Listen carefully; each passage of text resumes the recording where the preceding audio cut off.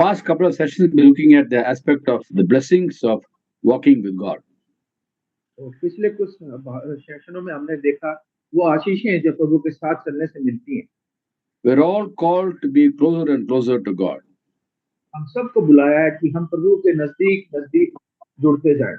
To Christians, James writes in James chapter 4 verse 8, come close to God, God will come close to you. और याकूब 4:8 में याकूब लिखते हैं कि प्रभु के नजदीक आओ तो प्रभु भी तुम्हारे नजदीक आएगा।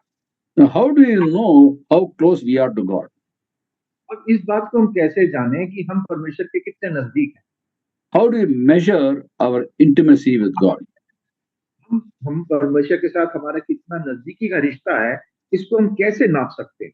Sometimes we tend to drift away from God, we don't realize it. और कई बार हम जब प्रभु से दूर हो जाते हैं और हम इस बात को पहचान ही नहीं पाते। We slowly drift away, we don't realize it, but we're drifting away. But when you know the measures of intimacy, then you'll understand whether we're drifting or not. और हम कई प्रभु से दूर होते हैं, हम पहचान नहीं पाते कि हम कितने दूर हैं। पर अगर हम प्रभु के साथ हमारा रिश्ता नजदीक का है, तब हम पहचानेंगे कि हम परमेश्वर से दूर जा रहे हैं कि नहीं जा रहे हैं। Before I talk about the measure of intimacy with God, let me talk about what is not the measure of intimacy with God. और इससे पहले कि हम ये देखें कि हम प्रभु के नजदीकों को कैसे नापें, पहले हम इस बात को देखेंगे कि हम जब प्रभु के नजदीक नहीं होते हैं, तब अपने इसको कैसे नाप सकते हैं। Just because miracles happen in and through our lives and we are blessed by God in many ways, we shouldn't think that we're close to God. हमारे जीवन से आश्चर्य हो रहे हैं या हम प्रभु के साथ चल रहे हैं, तो हम इस बात से ना समझ लें कि हम जो है प्रभु के नजदीक चल रहे हैं। God does miracles in and through us only because of His grace, and grace can't be earned; it's received. और हम जो आश्चर्य कर्म करते हैं होते हैं हमारे द्वारा से, वो सिर्फ प्रभु के द्वारा से होते हैं और वो हम अपनी सामर्थ्य नहीं, ये प्रभु के अनुग्रह है जो हमें मुफ्त प्रभु ने दिया है। Someone will be used by God wonderfully. We tend to say, "Oh, he's a great man of God," and we all lift up these preachers and teachers of God's word. और कभी कोई आदमी परमेश्वर के लिए बड़े आश्चर्य कर्म करता है, तो हम सारे उसको बड़ा सर पे उठा लेते हैं, ये तो परमेश्वर का बहुत बड़ा दास है। There are no great men of God today, only men of a great God. कोई भी परमेश्वर का बड़ा दास नहीं है, सब बड़े परमेश्वर के दास हैं। The only one in the Bible apart from Jesus was referred to as great in God's sight was John the Baptist in Luke 1:15. The prophecy about him. लूका 1:15 जिसमें प्रभु यीशु मसीह यूहन्ना के बारे में बोलते हैं, उसको छोड़ के कोई भी मनुष्य महान नहीं है। There's a prophecy about the hit from the angel Gabriel to Zechariah that he'll be great in the sight of God, John the Baptist. और जकरिया को गब्रिएल जो स्वर्गदूत था उसने भविष्यवाणी करी थी कि क्योंकि वे परमेश्वर के सामने महान होगा।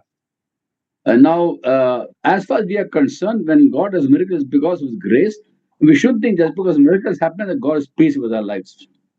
और हम ये ना सोचें कि मेरे जीवन से बड़े आश्चर्य कर्म हो रहे हैं, तो प्रभु मेरे जीवन से बड़े प्रसन्न हैं। Take for example Moses. उदाहरण के लिए मूसा कर लो। He was faithful in all of as a servant in God's house. और प्रभु के घराने की सेवा में वो बड़ा एक विश्वास योग्य दास था। But even he had weakness. He's not a perfect human being. और उसमें भी कमियां थी, वो पूरा एक बिल्कुल सिद्ध पुरुष नहीं था। By the waters of Meribah, the Israelites grumbled against God, and trouble came to Moses because of them. और मरीबा के पास जब पानी की दिक्कत आई, तो वो लोग उस पर कुड़कुड़ाने लगे और मूसा उनके कारण से गुस्सा हो गया। In Numbers chapter 28-13, read that passage. Later on, you can read it. That when they grumbled against God, God told Moses, "Take the staff and go speak to the rock; it'll give out water." और गिनती 20 से 13 आयत के बीच में उसके बारे में पढ़ सकते हैं, जब प्रभु उसको बोलते हैं कि तू जाके अपनी लाठी लेके जा और उस चट्टान से बोल तो वो तेरे को पानी देगी। And why should it take a rod to go speak to a rock? You need a mouth to speak, not a rod to speak. और उसको लाठी ले जाने के लिए क्यों बोला? क्योंकि उसको तो इसका बोलना था चट्टान से, तो उसको जरा मुंह से बात करनी थी। But he was so taken up by the dominant Israelites, he struck the rock twice out of disgust. और वो लोगों से इतना परेशान हो चुका था, गुस्से में उसने उस लाठी पे उस चट्टान से बात करने की जगह उसको 2 बार लाठी मारी। And he tells the Israelites, he asks them, "Do you want us to bring you water from the rock?" He's asking them. और वो इजरायली लोगों से बोलता है, क्या तुम चाहते हो कि मैं तुम्हें चट्टान से पानी पिलाऊं? And do you want us meaning him and Aaron? और हम बोलता है, जिसमें मूसा और हारून 2 दोनों के बारे में वो बोलता है। And he didn't glorify God by the rock. और उसने प्रभु की महिमा नहीं करी उस चट्टान के पास। And God told him, because do not glorify my name, you will not enter the land of Canaan. और प्रभु ने उसको कहा, क्योंकि तूने मेरे नाम की महिमा नहीं करी, इसलिए तू कनान देश में प्रवेश नहीं कर पाएगा। At that point, he disobeyed God. He was not pleasing to God by that act of glorifying himself and not glorifying God. और वो उसने अपने उस काम के द्वारा से प्रभु की महिमा नहीं करी, अपनी महिमा के लिए उसने प्रभु की महिमा नहीं करी अपने काम के द्वारा से। God told you will not enter the land of Canaan. प्रभु ने उसको बोला, तू कनान देश में प्रवेश नहीं करेगा। But in spite of him not glorifying the Lord and taking glory for himself, water still came from the rock. A miracle happened. और इसके बावजूद भी उसने परमेश्वर को महिमा नहीं दी, परमेश्वर की आज्ञा नहीं मानी, फिर भी चट्टान से पानी आया, ये आश्चर्यक्रम हुआ। In the desert, through a rock, enough water came for approximately 2 million people. और करीब 40 लाख लोगों के लिए ये चट्टान से सब जितना पानी चाहिए था उन लोगों को वो आया। So God did a miracle through Moses, even though he had disobeyed God at that point of time. और प्रभु ने मूसा के द्वारा से आश्चर्य किया, चाहे उसने उस समय परमेश्वर की अनाज्ञाकारिता की। When God uses us, we shouldn't think that because we're right with God, He's using us because we're available for Him. और ये न सोचें कि आप परमेश्वर आपको प्रयोग कर रहे हैं क्योंकि आप परमेश्वर के लिए उपलब्ध हैं। So how do you measure our intimacy with God? Brother, How do you measure our intimacy with? What are the measures of intimacy? तो हम परमेश्वर के नजदीक हैं कि इसको हम कैसे नापेंगे? Number one, when we're close to God, when you love God, we love His word. पहली बात, जब हम परमेश्वर से प्रेम करेंगे तो हम उसके वचन से प्रेम करेंगे। Now we can't say we love God and don't love His word. तो हम ये नहीं कह सकते कि हम प्रभु आपसे तो प्रेम करते हैं और परमेश्वर के वचन से प्रेम ना करें। Because through the word of God, He speaks to us. क्योंकि परमेश्वर अपने वचन के द्वारा से ही हमसे बात करते हैं।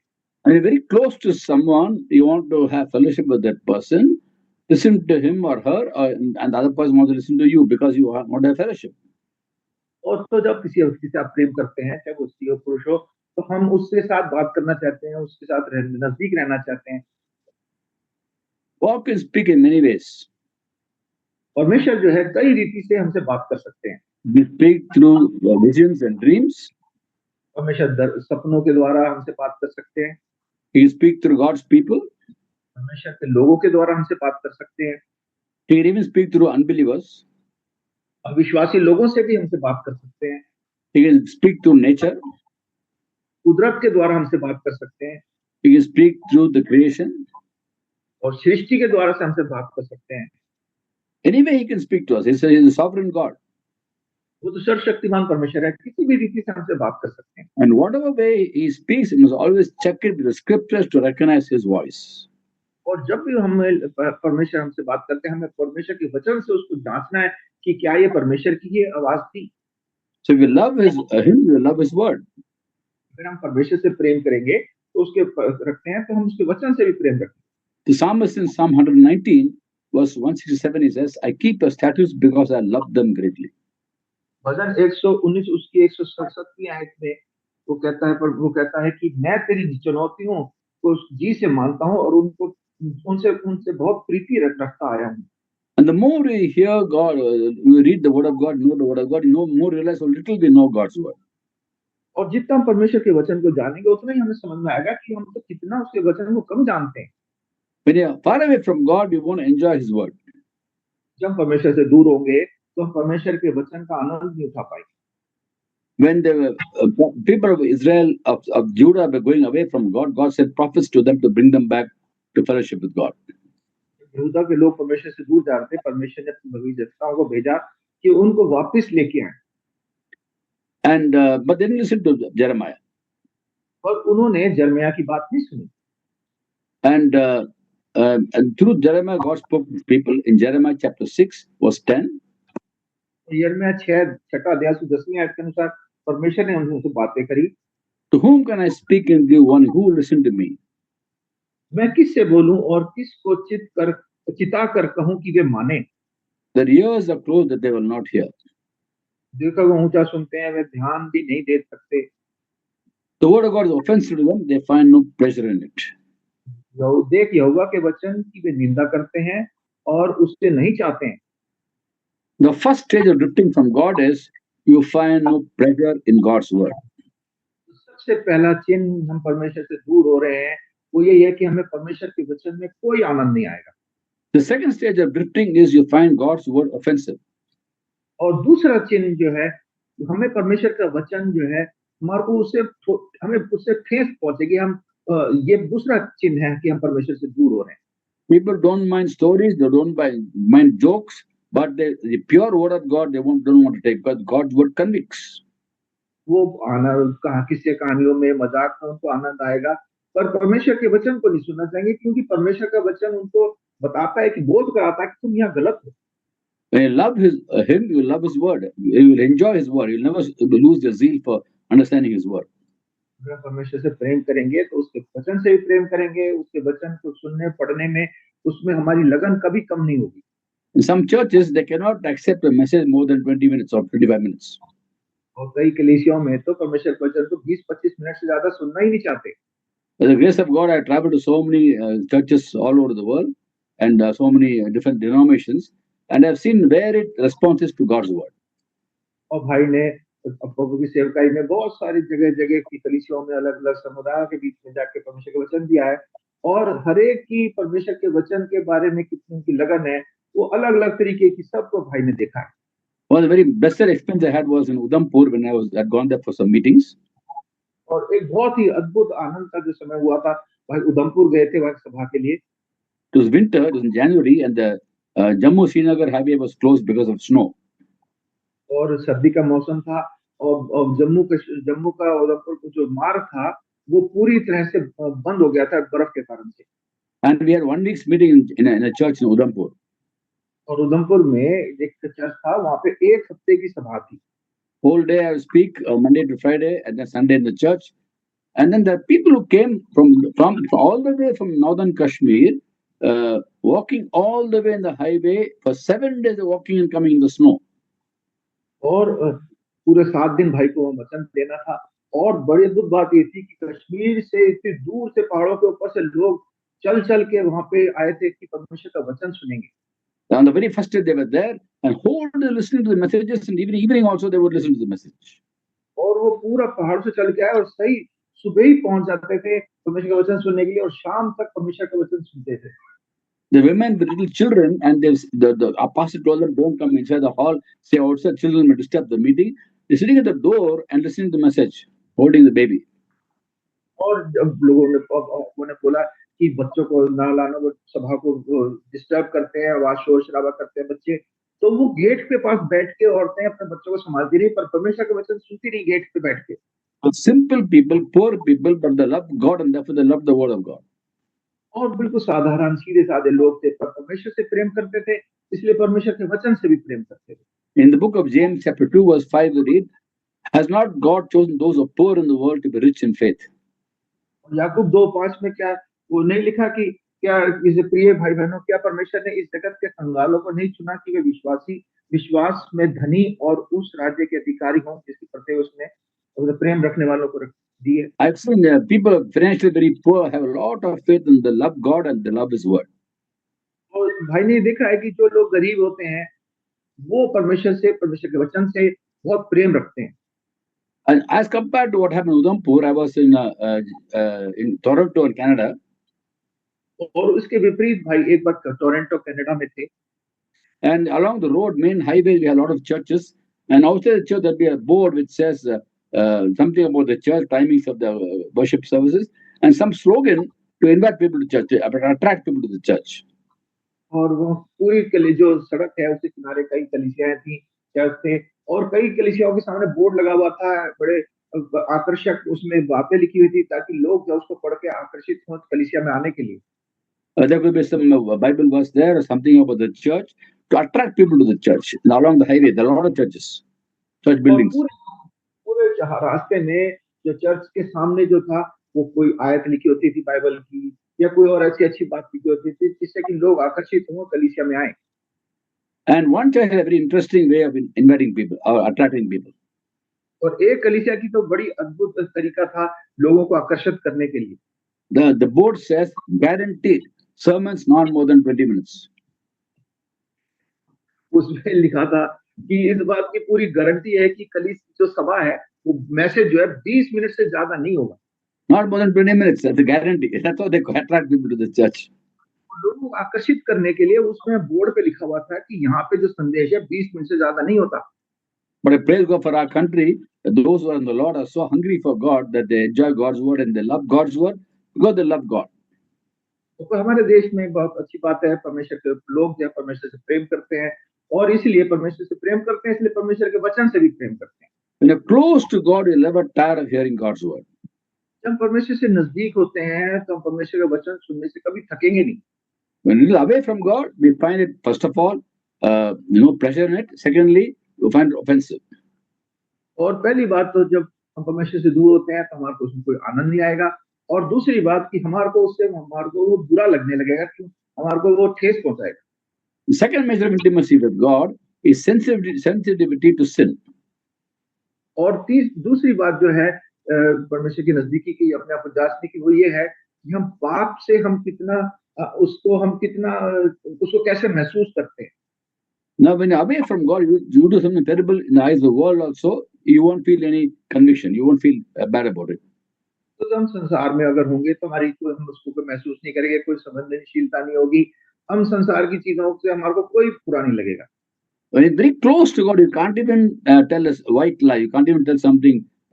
People say white lies. That means harmless lies. You can't even do that because you know God is grieved with that.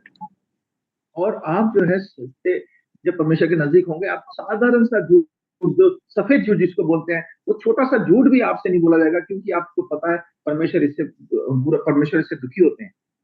Now there are two verses that seem to be contradictory, which God spoke to His people through the prophet Amos. और दो बातें हैं जो विरोधाभास जैसी हैं, जो परमेश्वर ने आमोस के द्वारा अपने लोगों को बताई।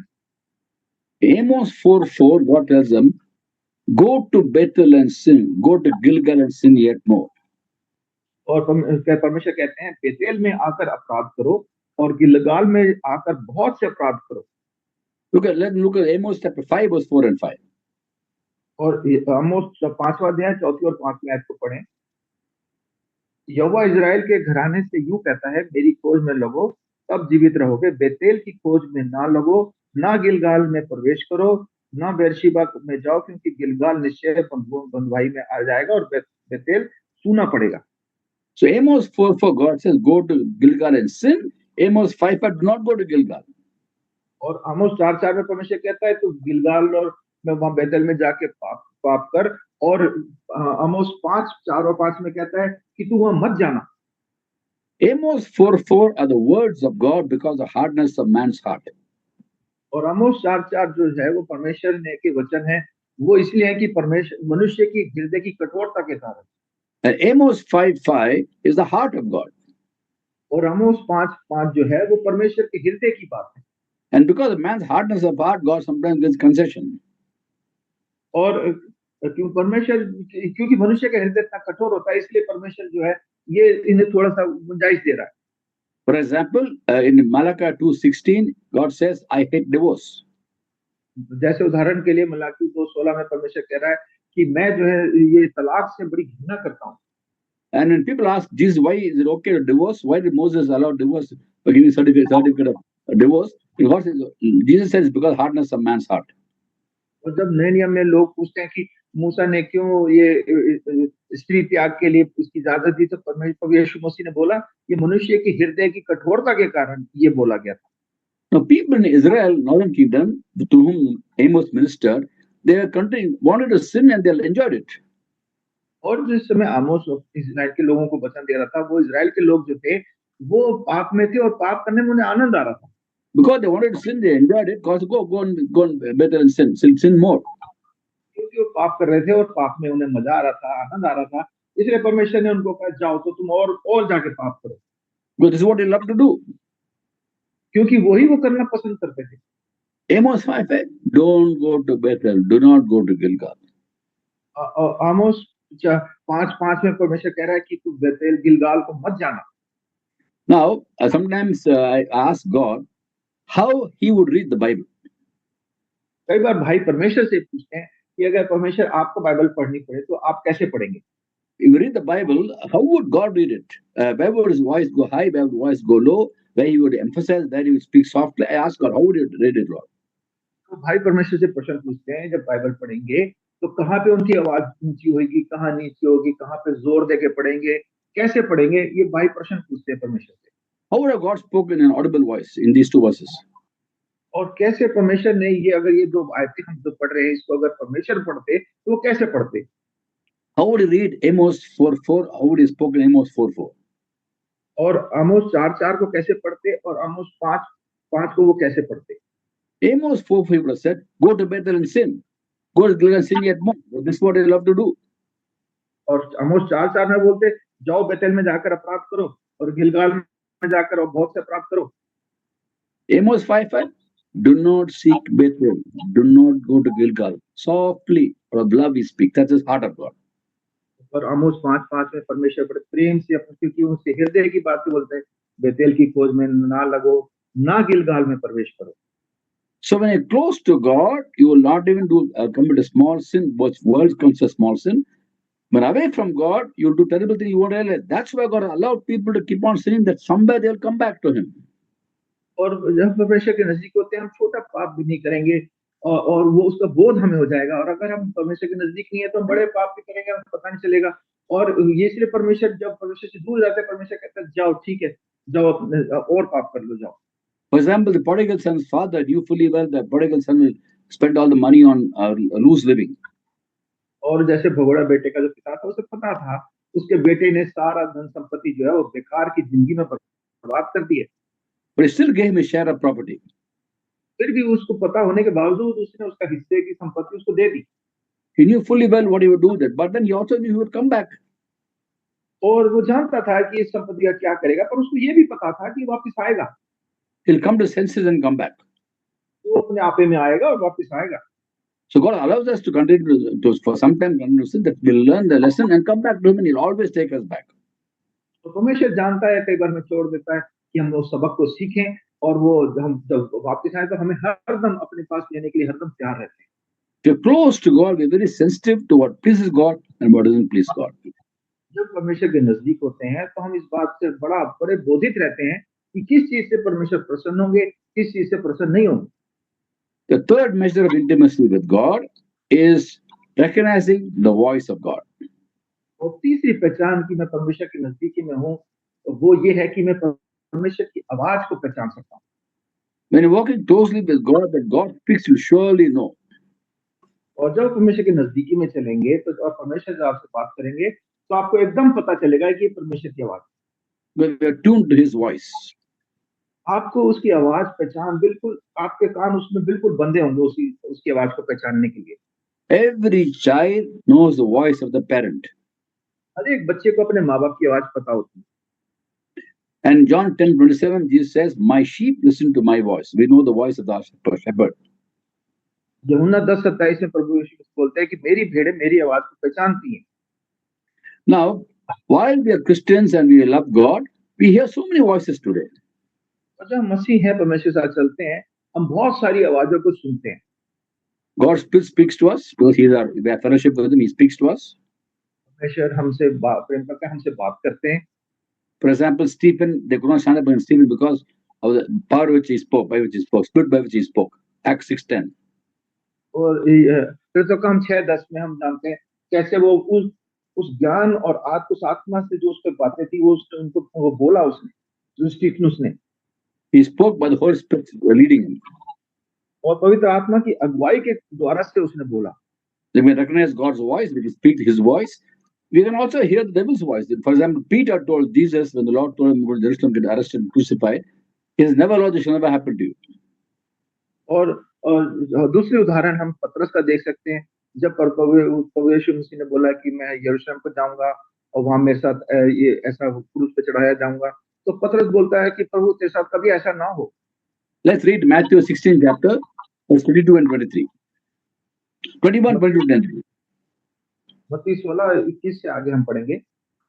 उस समय से यीशु अपने चेलों को बताने लगा कि मुझे अवश्य है कि यरूशलेम को जाऊं और पुरनियों और महायाजकों और शास्त्रियों के हाथ से बहुत दुख उठाऊं और मार डाला जाऊं और तीसरे दिन जी उठूं।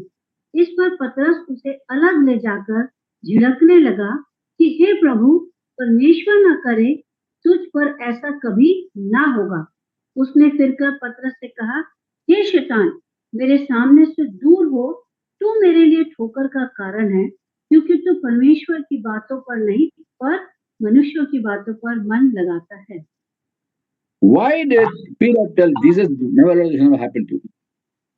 पतरस ने क्यों प्रभु यीशु मसीह से बोला कि तुझसे तेरे साथ कभी ऐसा नहीं होना चाहिए?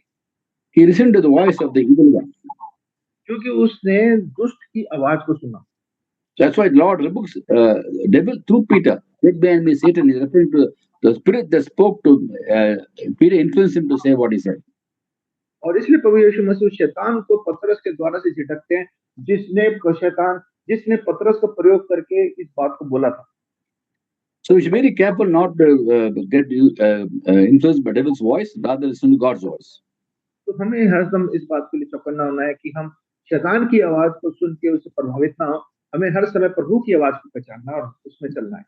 The third voice we can hear is our own spirits. Ezekiel 13 chapter 2 and 3 talks about prophets spoke by their own spirit, not the spirit of God. और तीसरा है एजेकियल 13वें अध्याय में हम देखते हैं कि वो दूसरे और तीसरे में वो जो भविष्यवाणी करते थे भविष्यवक्ता, वो अपने ही मन से भविष्यवाणी करते थे। So you can speak from your own spirit. वो अपने मन से भविष्यवाणी कर रहे थे। We speak from our own spirit and we think it's God's spirit. तो हमें देखना है कि क्या हम परमेश्वर की आत्मा से बोल रहे हैं या अपनी आत्मा से बोल रहे हैं। So the fourth voice is our own minds playing tricks with us. Our delusion of our own minds, we think is from God, or the mind thinks. और चौथी बात जो है वो वो बात करने की हमसे होती है, वो हमारा खुद का मन हमसे बात करता है।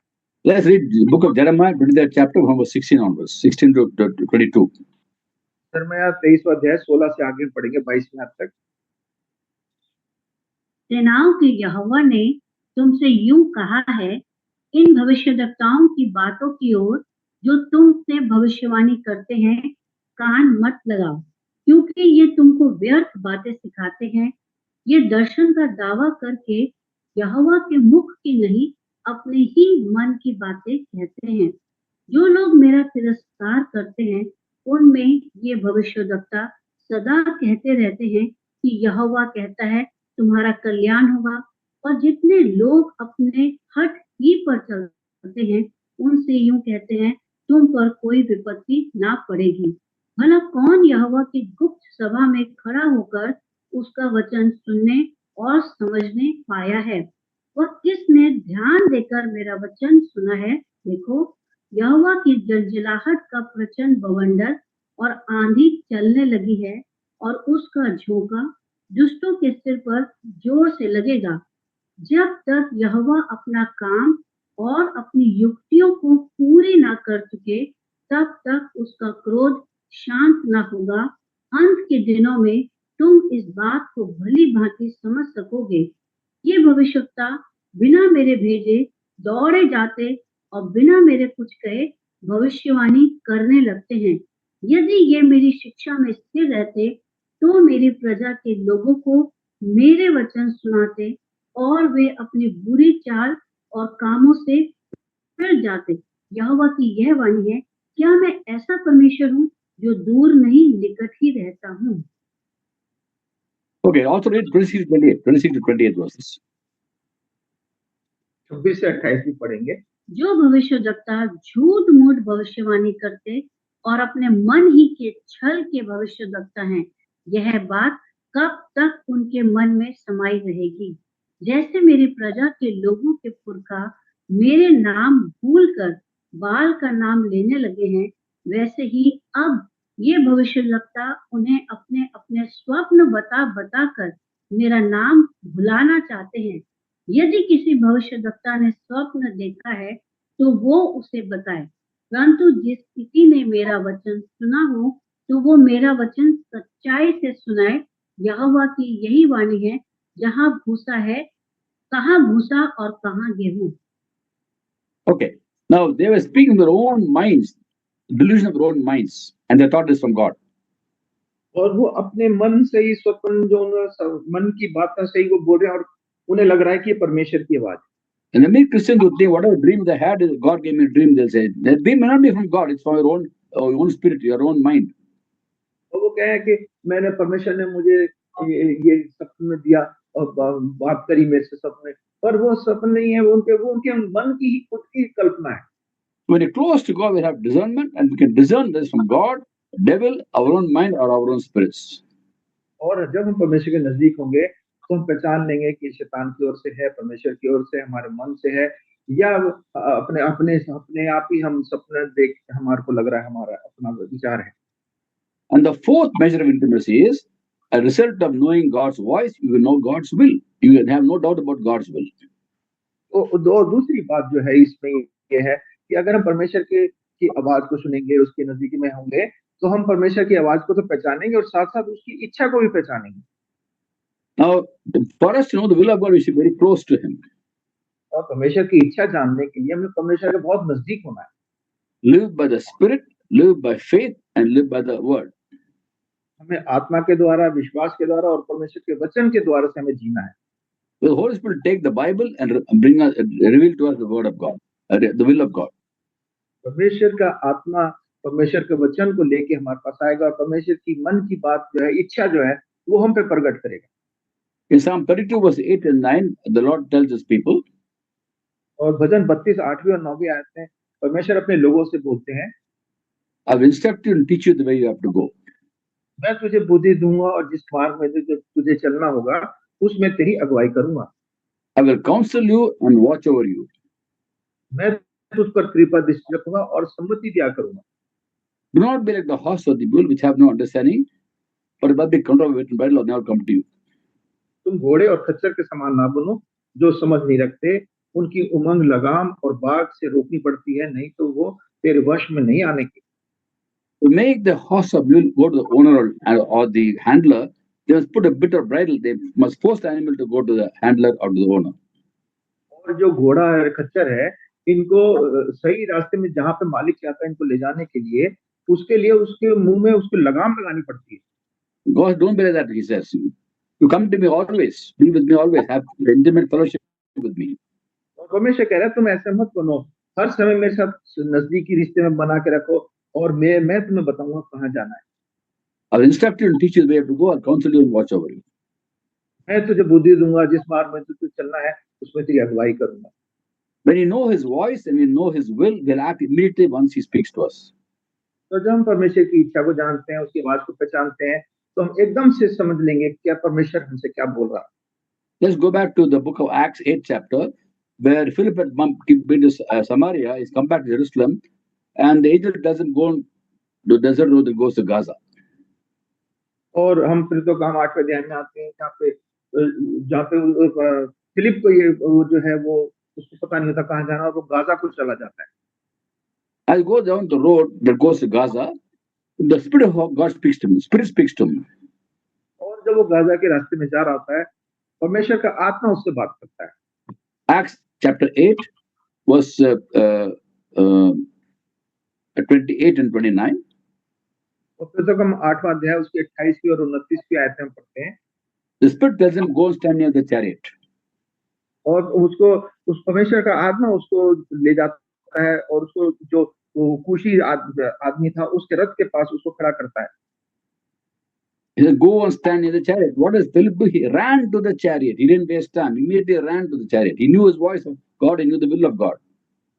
और वो जो फिलिप जो है वो दौड़ के उसके पास जाता है और उसको पता है कि परमेश्वर का आत्मा ने उसको वहां जाने के लिए बोला है।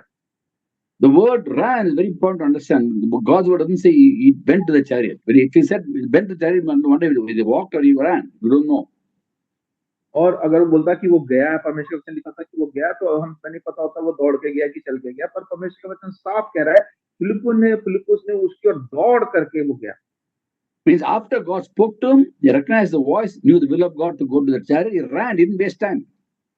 और जब उसने परमेश्वर की आवाज को सुना, उसने पहचान लिया परमेश्वर की आवाज को, उसने कोई समय नहीं बर्बाद किया, एकदम दौड़ के चला गया। We must wait on God till he speaks to us. Once he speaks to us, we'll run. और हमें जब तक परमेश्वर हमसे बात नहीं करता, हमें रुके रहना चाहिए और एक बार परमेश्वर हमसे बात करता है, फिर हमें इंतजार नहीं करना, फिर तो हमें दौड़ लगा लेनी चाहिए। There are times to act, there are times to pray. समय होता है हर चीज का, एक समय है प्रार्थना करने का और एक समय है काम करने का। It's time to pray, don't act. It's time to act, please don't pray. जब प्रार्थना कर रहे हैं तो आप काम ना करें, और जब काम कर रहे हैं, काम करने का कर रहे हैं तो प्रार्थना ना करें। Sometimes people wait on God for God's will. They hear God's voice, they hear God's will, but they pray after that. What are they to pray after that?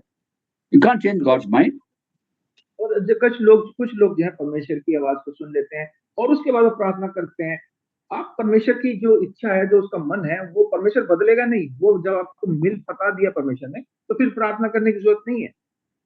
We pray till we hear His voice. Once we hear His voice, we simply act because there should not waste time once God speaks. और हम जब तक परमेश्वर हमसे बात नहीं करे, हम प्रार्थना करते हैं, और एक बार जब हमसे बात कर देते हैं, परमेश्वर हमसे बता देते हैं, फिर हम बर्बाद नहीं करते, फिर हम समय बर्बाद ना करके सीधा काम करते हैं। Because Philip ran to Cherith, he found the Ethiopian at the right time reading the book of Isaiah, chapter 53, verse 7. Very convenient verse to share the gospel. और वो जब फिलिप वहां गया, परमेश्वर के पास उनके दौड़ के चला गया, तो ऐसे बिल्कुल सही समय पे वो पहुंचा, क्योंकि दौड़ के गया था। और उसी समय वो जो खोजा था, वो शायद 53वां अध्याय पढ़ रहा था, जिससे सुसमाचार सुनाना बहुत आसान हो गया उसको। We're called to be a people who walk in step with the Spirit. हमें बुलाया गया है कि ऐसे लोग हों जो परमेश्वर की आत्मा के साथ साथ चलें। Philip was led by the Spirit of God. Philip जो है परमेश्वर की आत्मा की अगुवाई में चला। And Romans 8:14 says, as many as led by the Spirit of God are sons of God. और रोमियो 8वां अध्याय उसके 4वीं आयत में पढ़ते हैं, इसलिए कि जितने लोग परमेश्वर की आत्मा से चलाए चलते हैं, वे ही परमेश्वर के पुत्र हैं। So much so, in Galatians 5:25, Paul writes, since we live by the Spirit, let us keep in step with the Spirit.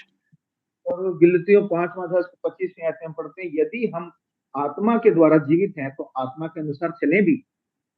So very simple measures of intimacy with God. Number one, if you love God, you love His word. और बड़ा साधारण तरीका है परमेश्वर का नजदीक चलना। पहला बात है कि अगर हम परमेश्वर से प्रेम करेंगे, तो उसके वचन से भी प्रेम करेंगे। Number two, if we love God, we will be a people who hear His voice. Number two was different.